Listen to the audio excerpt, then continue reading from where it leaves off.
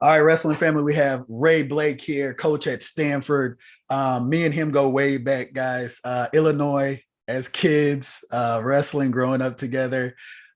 He was a Marist high school guy. I was a Mount Carmel, so we got some rivalry action going on way, way back. But then he outgrew me. He got real big. I just He hit got real puberty big. when I was Yeah, 18 you years hit old. puberty at a different age. We went to different weight classes, different schools. I went to University of Illinois. He went off to Stanford, and really has been there and etched out an amazing career as a student athlete, and then coaching, man. And honestly, it's an honor, it's a pleasure to catch up with you for one, and two, to just kind of dive into what happened during your whole student athlete years, and leading into a great coaching career. And obviously, the keep Stanford wrestling is a major topic of discussion for later. But anyway, how are you? How are you? What's going on with you right now? How are you feeling? And then we'll dive in, man. Man, I'm doing well. It's good to see you. It's been way too long I know, since we caught man. up. But yeah, I'm doing well. I'm living out here in California for a few more weeks now. And Okay. We'll talk about those plans later. We'll for we'll save sure, that. for sure. And got, beautiful family, wife, and three little boys. They're right now 7, 5, and 3. So I'm not in that newborn phase like where you're at. And Yeah, I'm happy to be out of that. I I can know tell you you that. are. I'll No be more happy too. diapers or anything. Yeah. So listen on that No. before you continue, man. I got two babies under 2, so I got an 18-month-old and about 6 weeks old. So I'm changing diapers probably every 30 minutes. I don't know what to do. It's like NASCAR. It's like next. But anyway, go ahead, man. What No, else man, is up? our 3-year-old, he got potty trained about and maybe about 8, 9 months ago, and he's relapsed a couple of times, but I have not gone back. I mean, I'll let him soil his pants, and I'm not going back to changing diapers I'm again. putting so much pressure on my 1.5-year-old. It's ridiculous because we're changing so many. I'm like, you got to get potty trained. I'm not changing all these diapers, but yeah, that's crazy. But listen, man, let's just talk about Stanford a little bit, man. You went from Marist to the West Coast, prestigious university, great academics, obviously, great athletic career, man. Tell me about that experience, just being an athlete first. So just, how was it being an athlete, and what compelled you to want to stay there, man, and build ultimately build a coaching career there? Yeah.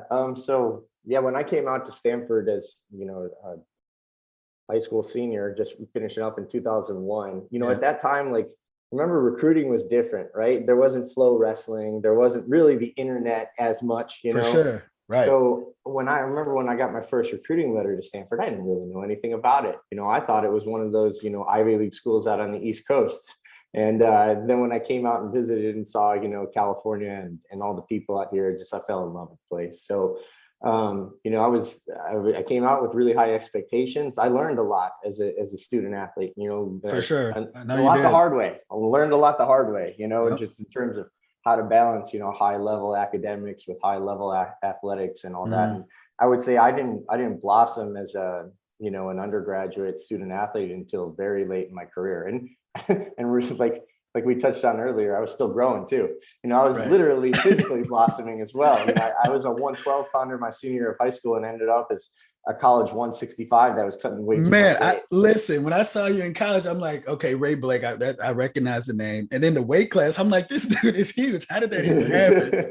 But yeah, No, man. yeah, I'm just a late bloomer. So I really didn't see time in the lineup until like my 4th and 5th years Right, in right. college, and ended up having a pretty successful 5th year. I wrestled in a lot of matches because I didn't wrestle in a lot earlier on. So Right. I wrestled 56 matches my senior year of college, and that's something that's like almost like unheard of today. That's But crazy. at the time, people would be like, "Oh, that's crazy," and it's like I'm making up for lost time. I like wrestling, Exactly. and I would say for me, it was really late in my college career that I learned to really love the sport.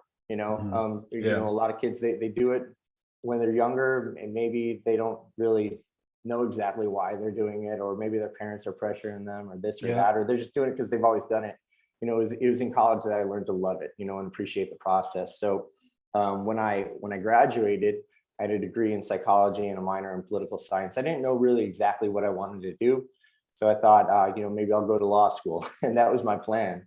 And I didn't want to go straight in because I was a little, just after 5 years of undergrad and, everything, I wanted to take a little break. And so for that 1 year, I actually coached at Stanford. So Kerry McCoy was the head coach at the time. And he asked if I wanted to stay on for another year as an assistant coach. And I thought that would be a great, opportunity. So I did it. I loved it. But I had made a commitment to go to law school. And I went back to Chicago for a year. Okay. I did a year of law school in the summer at a small firm.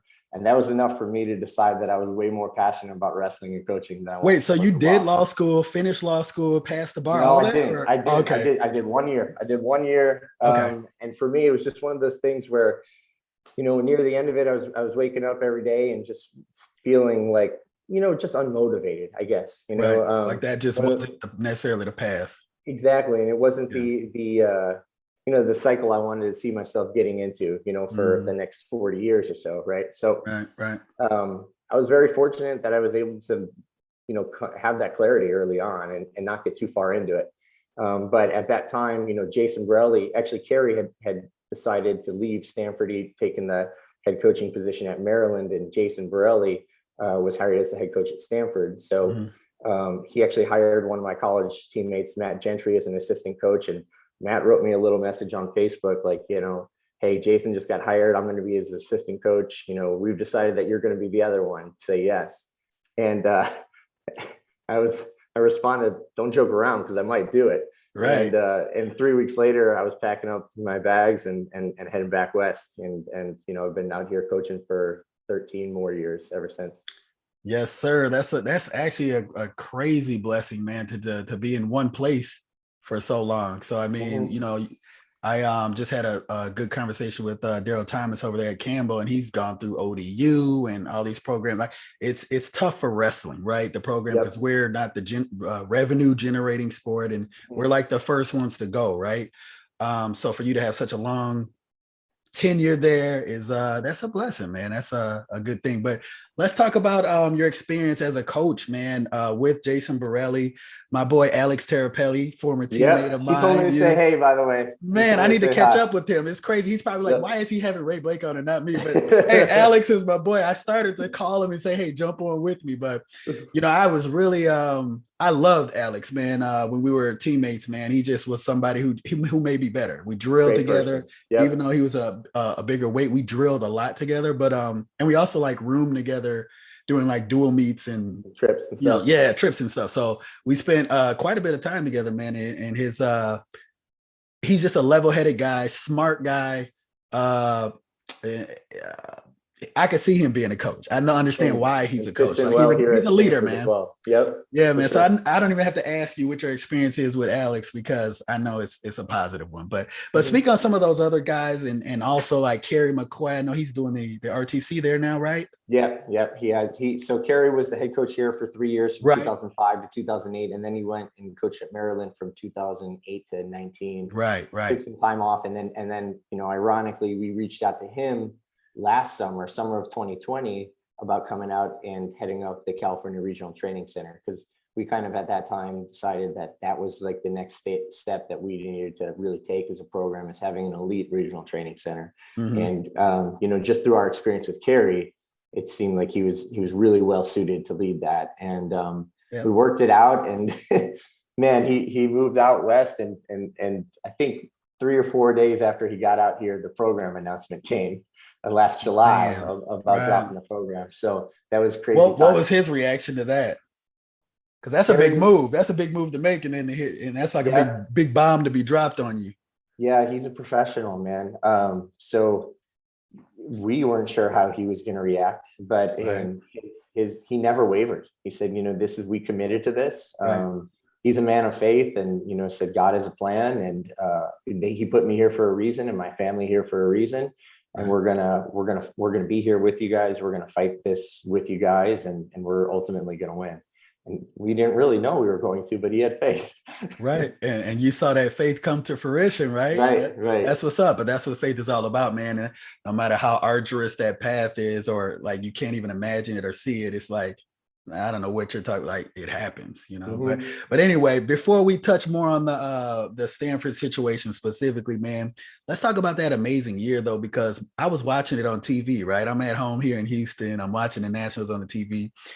You know, the black sweatshirts, you know, in protest, so to speak, you know, and then keep Stanford wrestling and Shane Griffith winning the NCAA title in a very tough weight class, steep weight class. Mm-hmm. And you had a couple of did you have two All-Americans that We this had year as another well? All-American. So our 149 pounder, Jaden Abbasi, took seventh. And then we had Yep. two guys that lost in the round of 12. Right. We're real close to becoming All-Americans. Yep. Like Real Woods and Real who Woods else? and Nathan Traxler, two Illinois Yeah. guys. Yeah. So really a great tournament, great year. So walk me through just the emotions involved with this year with getting the successes, but also like having this bear on your back with the program and all that, like going as a coach.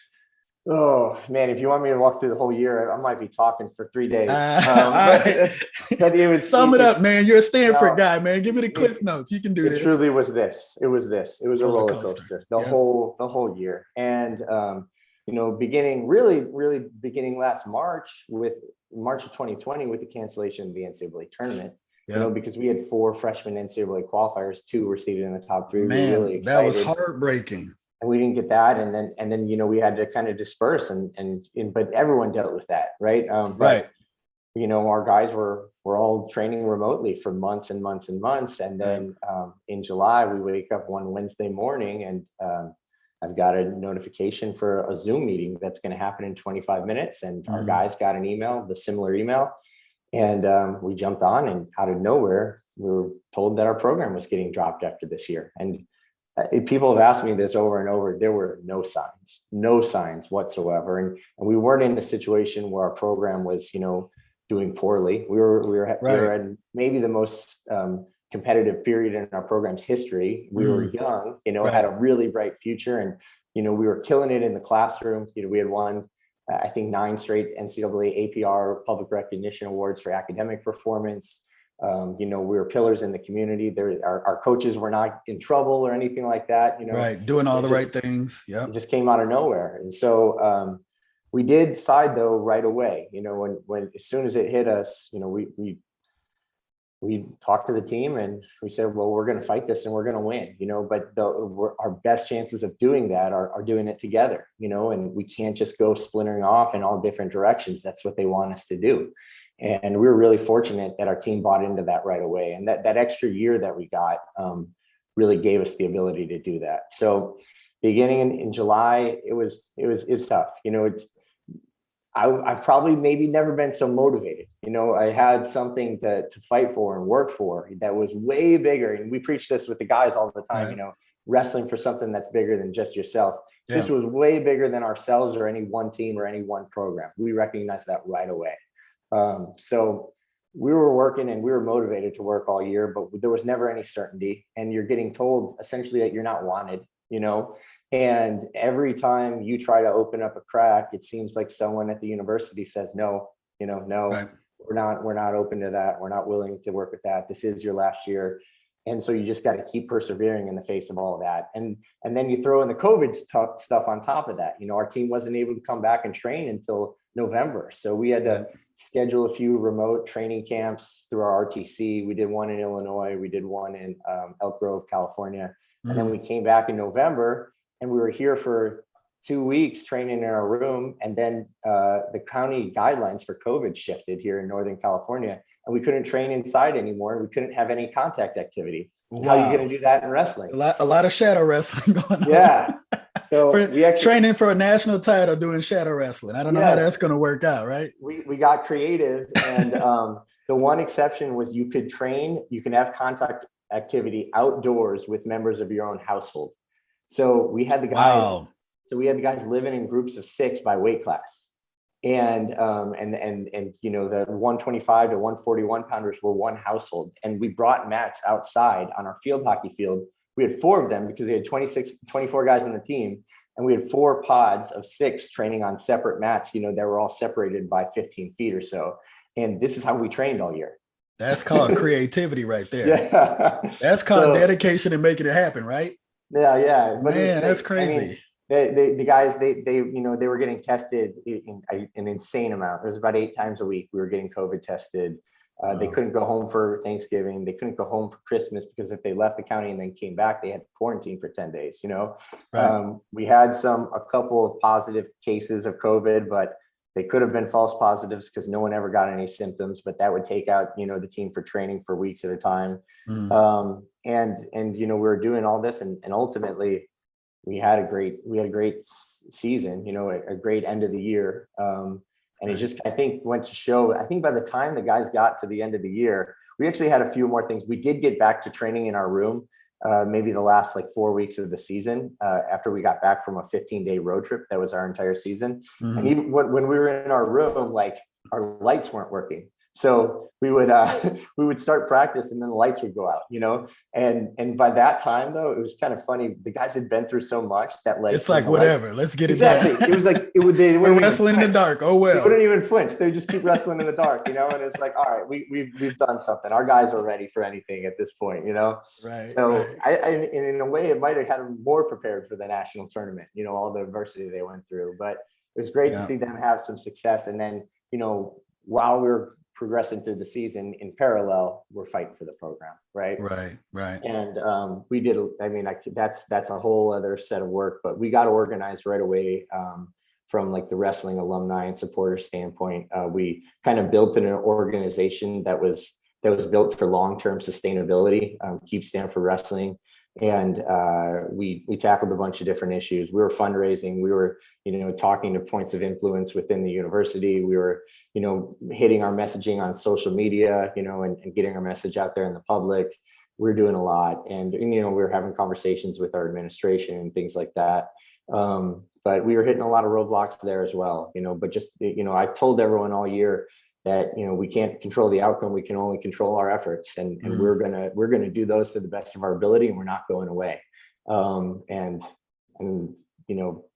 really, by the time after Shane won the NCAAs, that gave us a whole new swell of momentum. Right. Because up until then, we were doing all the right things, but our messaging wasn't out there, and we didn't really have necessarily the public on our side, because truthfully, there were more important things going on in the world than a wrestling program getting dropped, and we understood that. Right. But I think when he won on ESPN, in the black singlet and thankfully the pitch coaches challenged that last call, and we got an extra 4 minutes of airtime with him wearing that hoodie. Yep. That was one of those things where the ESPN announcers were talking about the money we had already raised, and we were getting stonewalled by the administration, and our messaging just got out there, and people started following, and people started supporting, and then other sports here were following as well, and started doing the same things, and it led to kind of the ultimate reversal. And I think social media played a huge role in that, right? Because hashtag Keep Stanford Wrestling started trending immediately. And obviously not just the alumni and you guys on Stanford, but the whole wrestling community started getting behind it. And I think that matters. I think it matters. It mattered. I'm telling you, every Go Stanford social media post that came out after March 20th, you look at them, there's at least 150 hashtag Keep Stanford Wrestling comments on there, and that's not coming, some of it's coming from our alumni, but most of it's coming from the wrestling community at large. So in your opinion, how did it ultimately turn around? Because I remember going through this with Delaware State University, with Reggie Wright as the head coach, me as the assistant coach, and us, fighting for places to practice and do all these things and pull different resources to give the kids more, right? So coming from University of Illinois, I was spoiled. We had nice facilities, workout rooms, and it was just there. So I kind of took it for granted, honestly. So when I went to Dale State, and we had to fight for it, I'm like, okay, this is crazy. You guys were creative during COVID, getting mats outside, and we were doing that at Dale State. And then they eventually dropped the program. I remember how helpless I felt as they were dropping the program. I'm like, man, we've actually come a far way to kind of improve and give the kids an opportunity to train hard and get out there and just do something different, with the program. So tell me about, how they ultimately overturned things and what were those deciding factors? Like some of the endorsements you guys might have had, and I know you raised over like $10 million. Like how all that was able to culminate and come together into them overturning things and keeping Stanford wrestling. Yeah, well, first off, you being involved in Delaware State, I tell people all the time. You can't understand what it's like to feel. You can't understand what it's like to have your program dropped until you have your program dropped. There are a lot of coaches that want to offer advice about this or that, but you don't know until you get there. Right. And sorry, that you had to go through that as well. But I mean, to your point, and I hate to cut you off, but I'm going to. But like you're building real relationships with parents. You're building real relationships with these young men. So I mean, as a coach, that's life. That's what you're there for. That's what you live for. So if their dreams and goals, you're setting goals as a coach with these young athletes, and then they're being dashed not by us, but by something else outside of our control. That's the hard part. I'll tell you that, and through this, the relationships with our student athletes and our parents and our alumni have gotten so much stronger. It's been like a blessing, and actually the relationship between our student athletes and between our parents and between our alumni, like it's really created an opportunity for everyone to come together and work towards something. So there is a silver lining there as well, and that's something that I feel like we all feel like needs to sustain moving forward past, this period, right? But going back to your original question, I think one of the things, like I said earlier, that differentiated us from other programs that have been dropped is that they gave us an extra year. When they announced that our program was getting dropped in July, they said after the conclusion of the 2021 season, Right. So, if they had said immediately, we truthfully at that time would have been working for our guys to line up the next best options, right? Like we wouldn't have said, hey, you all have to stay here, right? Or we have to stick it out together, because that might not have been in their best interest, right?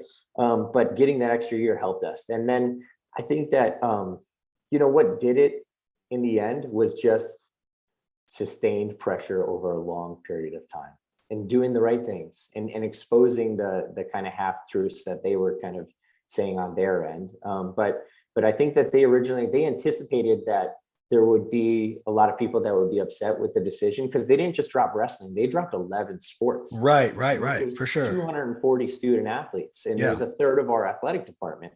And I think that they anticipated that there would be a lot of disappointment early on, but dropping them, under the veil of COVID, due to financial constraints and this, that, they probably thought that, after some time that would go away. And we told them early on we weren't going away, and I had faith that we would reverse the decision and get our program back the entire time. But I didn't know if it was going to be this year or if it was going to have to be 5 years from now or 10 years from now or 15 years from now. Like I was committed to working that long. I'm coach and alum of the program, right? So we were ready to do that if need be. But I think that they maybe didn't anticipate how long we would fight for, and the amount of money that we would raise. They said it was due to financial constraints, and we raised over $12.5 million in pledges. Wow, that's crazy. In less than 3 months. Did any other sports teams raise money? I think men's volleyball was about over 8 million. The rowing programs that got dropped already had an endowment of 14 million. Already had one, an existing endowment. So I think among the 11 programs, we had raised over 30 million in pledges and had over $50 million when you add in the existing endowment. So it just makes you wonder. It just makes you wonder, Ray. Like, okay, if you like the rowing team had 14 million, like you said, so why exactly are you dropping it again? Like, is it financial, or like what really is it about? But that's just crazy, man. That's crazy. It does make you wonder, right? After we kind of answered the financial argument and it wasn't making a dent in their stance, that's when we kind of understood that this probably isn't just about finances, right? And it's clearly not just about Title IX either. We had. But what was it? Do you think? I mean, I know you probably don't have the concrete answer, but just why would you drop 10 plus sports? Like, I don't understand. It's hard. That's a lot of people. It's hard to say, and it's all conjecture. If I try to tell you right now, we had gone the admissions route is a common theory that maybe, they wanted to open up admission spots for non-athletes because it's really hard to get into Stanford, and free up some, that's 240 admission spots, right? Mhm. For non-athletes, and then especially in wake of the, varsity blues thing that Stanford went through, in the last year or two with the sailing program and all that. It Mhm. wasn't good luck. So Right. that's probably one. And I think, I mean, it's all conjecture, but if I'm truly being honest, I think that it's, it was the result of potentially this is something that our athletic department wanted to do, maybe looking down the road and looking where they were going to be financially with maybe name, image, and likeness stuff, and just maybe eliminating some of the distractions that they may have seen at that point. Okay. And then also paired up with, we have a new president and provost that aren't really educated on athletics and the value of them, and I think are a lot more now after this last year. But at that time, maybe thinking less student athletes could be a good thing here. So Right. Gotcha. it's hard to say for sure, though. No, I got you. I got you. And that's a good enough response. That makes sense to me. So you had a Facebook post, and I read it, and we were scheduled to actually do the podcast before then, but like, okay, Yeah. he's letting some of the cat out of the bag, but it's good though, because I'll quote you a little bit here. You said when you met up with the AD with Alex, you kind of sensed they had an intent on cleaning house. This was You after know, we were reinstated. Yep. after you Yep. were reinstated, right, exactly. And then you also said, where the bodies are buried. They want to disassociate. So, like, tell me what you're thinking there, and like what you mean. Like, elaborate on that for us, because for me, somebody on the outside looking at it, I don't know exactly what you mean by that. So, give it a little bit more color right now, if you can. Yeah. So, I mean, I think that, maybe expounding on that a little bit. Yeah. So our program was reinstated to 3 weeks ago now, May 18th. It was a Right. Tuesday. And the next day, Alex and I met with our athletic director, and it was the first time we had talked to him, since obviously the program was reinstated, and weren't Mhm. really sure how he was going to react. And within the first 2 minutes, so we did have a vacant head coach opening. So our head coach, Jason Borelli, had left a few weeks before that to Right, to take the American position of University, right? American. Yep. Right. So our athletic director, he kind of started the meeting by addressing the head coach opening and said, we are going to open up to a national search, and it's only fair to the program, and we would encourage one or both of you to apply if you choose to. But then he went into this long thing about, if you do, like, we don't want to see a campaign in your candidacy. We don't want to be hearing from these people or that people or this. And it just set the tone right away. We're like, okay, we kind of get it. You maybe wanting to look past us, and Right.